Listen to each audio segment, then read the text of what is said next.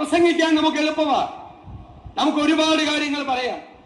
മതേതരത്വം ഒരു വശത്ത് പറഞ്ഞുകൊണ്ട് മറ്റൊരു വശത്ത് വിദ്വേഷ പ്രസംഗം നടത്തുന്നവരെ നമ്മൾ പൊന്നാടയിട്ട് സ്വീകരിക്കരുത്.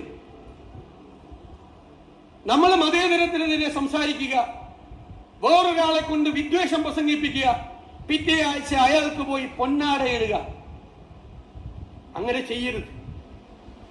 നമ്മൾ കാറി കയറ്റിയാലൊന്നും കുഴപ്പമില്ല, പക്ഷെ കാറി കയറ്റുന്നവരെ നമ്മൾ സൂക്ഷിച്ചു വേണം. അവര് വിദ്വേഷം പ്രസംഗിക്കുന്നവരിലാകരുത് എന്ന് നമുക്ക് ഉറപ്പുവരുത്തണം. അതിനെതിരായി ചെറുത്തു നിൽക്കാൻ, പ്രതിരോധം സൃഷ്ടിക്കാൻ ഒരു മനസ്സുണ്ടാകണം. അതിന് കാപട്യമല്ല വേണ്ടത്. വോട്ട് നഷ്ടപ്പെട്ടാൽ വോട്ട് പോകട്ടെ എന്ന് വിചാരിക്കണം. തെരഞ്ഞെടുപ്പിൽ തോറ്റാൽ തെരഞ്ഞെടുപ്പിൽ തോറ്റു പോകട്ടെ എന്ന് വിചാരിക്കണം. മതേതരത്വത്തിൽ തൊട്ട് കളിച്ചാൽ വിട്ടുവീഴ്ചയില്ലാത്ത നിലപാടെടുത്ത് വാക്കു പറഞ്ഞാൽ വാക്കായി അതിന്റെ കൂടെ നിൽക്കണം. ഇരട്ടത്താപ്പ് പാടില്ല, കാപട്യം പാടില്ല. എനിക്ക് ഇവിടെ നിന്ന് നിങ്ങൾക്ക് തരാനുള്ള വാക്കതാണ്.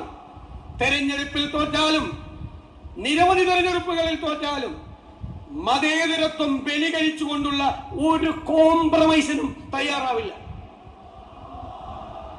അതിനേക്കാൾ വലിയ വാക്ക് ഈ മഹാസമ്മേളനത്തിൽ വെച്ച് നൽകേണ്ടതില്ല.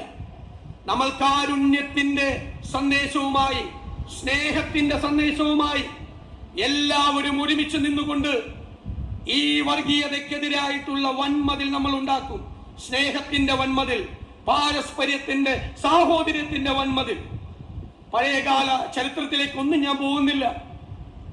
പഴയകാല ചരിത്രമൊക്കെ പറയാൻ പോയാൽ നമുക്ക് ഒരുപാട് കാര്യങ്ങൾ പറയേണ്ടി വരും.